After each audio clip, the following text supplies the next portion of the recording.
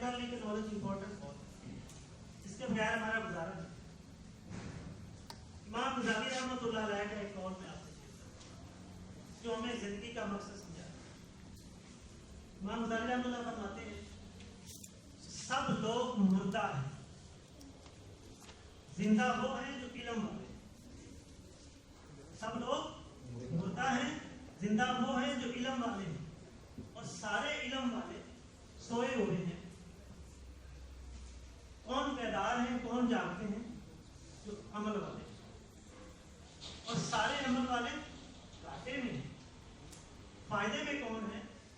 جو اخلاص والے ہیں، اور سارے اخلاص والے تباہی میں ہیں۔ بچے ہوئے کون ہیں؟ جو تکبر سے بات۔ تو بات صرف علم تک نہیں رکتی، ابھی ہم تو آج علم تک جانے کی کوشش کر رہے ہیں، ابھی علم نے تکبر سے پیچھے ہٹنا ہے۔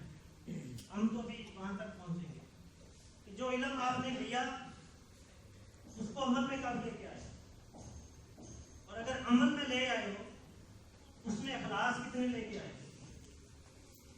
کیا صرف دکھانے کے لیے تو نہیں کر رہے؟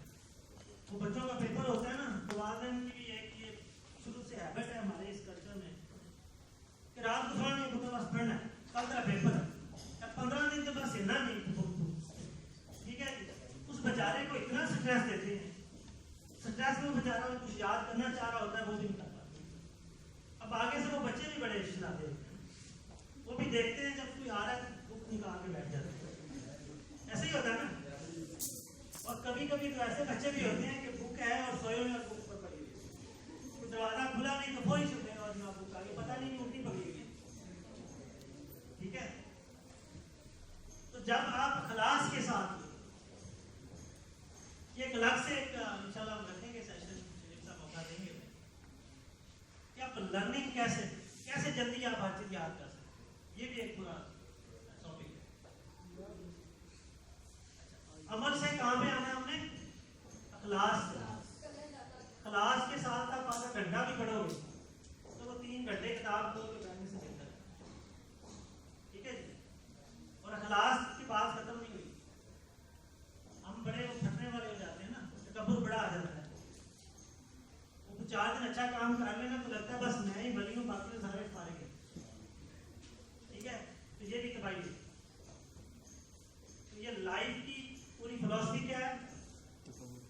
علم سے سٹارٹ ہونا ہے اور تکبر سے بچنا ہے، یہ پورا ایک پروسیس ہے امام غزالی رحمۃ اللہ علیہ نے کیا۔ اچھا، ایک اور بڑا مسئلہ ہے ہمارے پیچھے رہنے کا، ہم نے نا علم کو تقسیم کر دیا کہ دینی تعلیم، دنیاوی تعلیم۔ اس سے کیا ہوا کہ ہم نے آپس میں بائیفرکیشن کر دی کہ مدرسہ جانے والا بچہ اس کا انگلش سے کوئی تعلق نہیں ہے، اور جو انگلش پڑھ رہا ہے، سائنس پڑھ رہا ہے، اس کو ہم کہہ رہے ہیں کہ یہ بچہ دین سے دور ہے۔ ایک چیز آپ ذہن میں رکھیں، علم جو ہے نا وہ سبجیکٹ کے لحاظ سے کبھی بھی نہیں بنیادی نہیں ہوتا۔ آپ جو علم لے رہے ہیں اگر آپ سبجیکٹ کے لحاظ سے اس کو دنیاوی سمجھ رہے ہیں تو سبجیکٹ کے لحاظ سے ایسا نہیں ہوگا۔ علم کی ڈویژن سبجیکٹ کے لحاظ سے ہے ہی نہیں، علم کی ڈویژن ہے نیت کے لحاظ سے۔ اس کی میں مثال دیتا ہوں، اگر آپ اسلامیات کی تعلیم لے رہے ہو، اسلامیات کا علم لے رہے ہو، لیکن اس کے پیچھے نیت کیا ہے؟ تکبر میں آنا، فتوا دے دینا، اپنا علم بیچنا،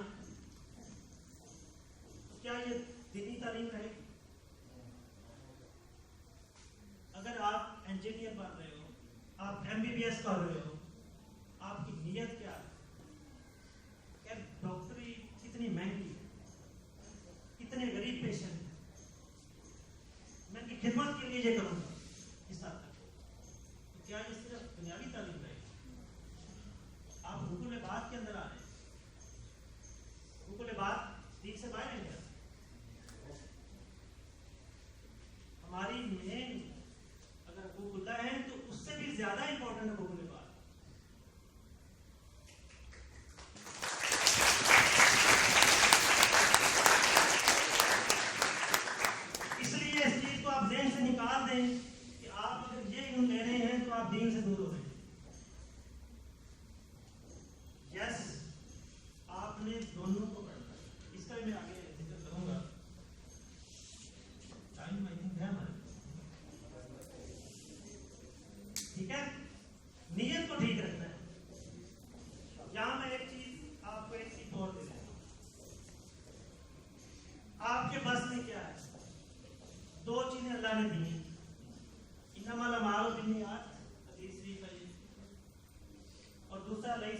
الا ما شاء.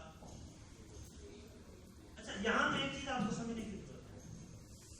کچھ جگہ پہ اللہ نے مسلمانوں کو مخاطب کیا, کچھ جگہ پہ انسانوں کو مخاطب کیا. اب انسان سارے بنائے تو اللہ نہیں ہے نا, سارے اس کی مخلوق ہے. کوئی عیسائی ہو, یہودی ہو, کوئی بھی ہو, بندے تو سارے اسی کے ہیں. کچھ چیزیں انسانوں سے مخاطب کی ہیں, وہاں پہ مذہب کا رول نہیں رکھا.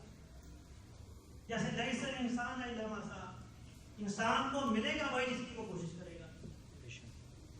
تو جب ہم دعا کرتے ہیں کہ یا اللہ امریکہ کا بحری بیڑا تباہ کر دے, وہ نہیں ہو رہا. اس کے لیے اللہ نے یہ کہا ہے کہ جو جتنی کوشش کرے گا اس کو ملے گا. اب انسان تو وہ ہیں, اللہ کے بندے تو وہ ہیں, انہوں نے کوشش کی, ہم کر رہے.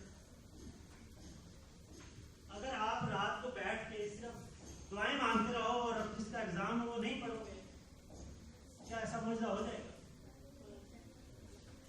میں نے آپ کو پہلے کہا اللہ نے اپنے نبیوں کو مشکلات میں ڈالا اس لیے ان سے دعا کر دیتے اور ان کی دعا تو اللہ تعالیٰ ٹھکرا بھی نہیں سکتا. یہ ہمیں سمجھانے کے لیے ہے. تو ہمیں کیا دیا اختیار؟ اچھی نیت کے ساتھ کوشش کرنا, لیکن رزلٹ اپنے پاس رکھنا ہے. اس کا نتیجہ کیا ہوگا؟ پرابلم کہاں پہ آ رہی ہے؟ ہم نے رزلٹ پہ فوکس رکھ لیا ہے کہ یہ تو میں نے لینا ہے. پہلی دونوں چیزیں چھوڑ دی جو ہمارے اختیارات ہیں, وہ اختیار تو اس کے پاس.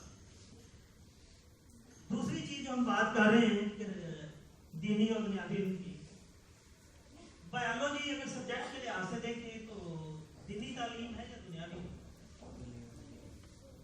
بنیادی ہوگی. تو بایولوجی کیا بتاتی ہے؟ مین چیز تو یہ بتاتی ہے نا کہ انسان کی پیدائش کیسے ہوتی ہے. کتنی ایج ہوگی یہ بایولوجی کی جو سبجیکٹ آپ پڑھتے ہیں؟ 200, 250, 250 سال, اس سے زیادہ نہیں. اور قرآن مجید کب سے بتا رہا ہے کہ انسان کی پیدائش ہم کیسے کرتے ہیں؟ سورۃ الطارق کا ترجمہ پڑھیے گا, وہاں پہ اللہ تعالیٰ بڑا یہ بتا رہا ہے کہ انسان کی پیدائش کیسے ہے. جب قرآن بھی یہی بتا رہا ہے اور بایو بھی یہی بتا رہی ہے تو پھر یہ دنیاوی تعلیم کیسے ہوگی؟ میں وہی بتا رہا ہوں. ایک تو چیز آپ کو, یونیورس میں جتنا بھی نالج ہے, جتنا بھی کچھ ہے, اس کا سورس قرآن مجید. آپ کی نیت پہ ڈیپینڈ کرے گا کہ آپ اس کو دنیاوی بناتے ہیں یا دینی بناتے ہیں. جیولوجی کیا بتاتی ہے کہ پہاڑ, یہ دریا, یہ ہر چیز کیسے بنتی ہے؟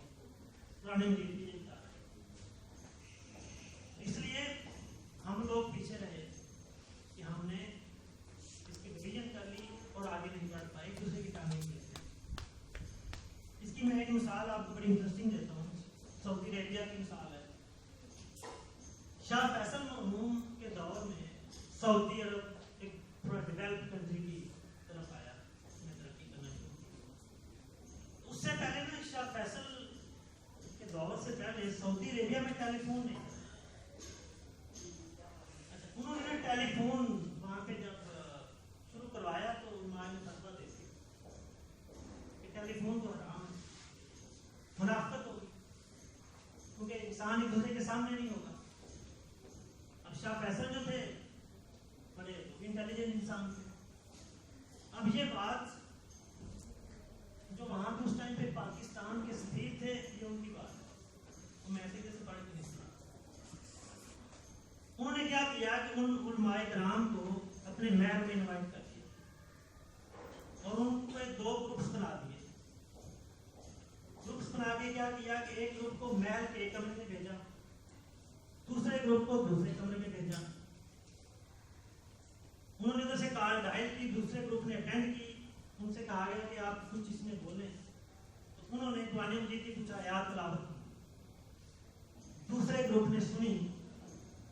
اس کے بعد دونوں کو بلا لیا پھر اور ان سے پوچھا کہ آپ نے کیا پڑھا. انہوں نے کہا کہ ہم نے قرآن مجید کی آیات پڑھی. دوسرے گروپ سے کہا کہ آپ نے سنا کیا؟ انہوں نے کہا جی یہی سنا ہے. تو پھر انہوں نے کہا کہ اس میں پرابلم کدھر ہے؟ یہ تو ایک فیسلٹی ہے کہ جو بندہ پاس نہیں آ سکتا آپ اس کو بھی پاس انفارمیشن کر سکتے ہیں. پھر وہ فتویٰ ریورس ہوا، چینج ہوا. کیا چینج ہوا کہ ٹیلی فون حرام نہیں ہے، اس کا استعمال غلط یا صحیح ہو سکتا ہے. یہ فرق آتا ہے جب اس کی ڈویژن کرتے ہیں. ہمارے دور میں ہم سنتے رہے ہیں لاؤڈ اسپیکر میں یہ اذان حرام ہے. ڈش اینٹینا جس کے گھر میں ہے وہ اس کا کچھ نہیں بنا سکتا. کافی دیر کے بعد ہمیں سمجھ میں آئی کہ نہیں، اپنا اپنا ذکر چینل بنائے گا اور اپنی ٹیکنالوجی کو آپ روک نہیں سکتے ہیں. اس کی یوٹیلائزیشن آپ نے اپنی سوسائٹی کو دینی ہے، اس کا الٹرنیٹ دینا ہے. اب وہی میڈیا، وہی ٹیلی فون، وہی اسپیکر آج مذہب کے لیے استعمال نہیں ہو رہے، فیسیلیٹیٹ کر رہے ہیں نا میں ٹیکنالوجی. تو ایک چیز جو ہمیں اپنے دین کی ترویج کے لیے سپورٹ کر رہی ہے، کیا وہ دین سے الگ ہو جائے گی؟ یہ مائنڈ سیٹ ہم نے چینج کرنا ہے.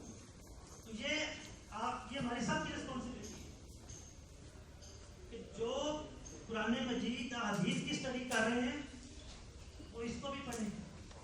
اور ہم اگر سائنس کی، ٹیکنالوجی کی اسٹڈی لے رہے ہیں تو ہم بھی دین کو پڑھیں.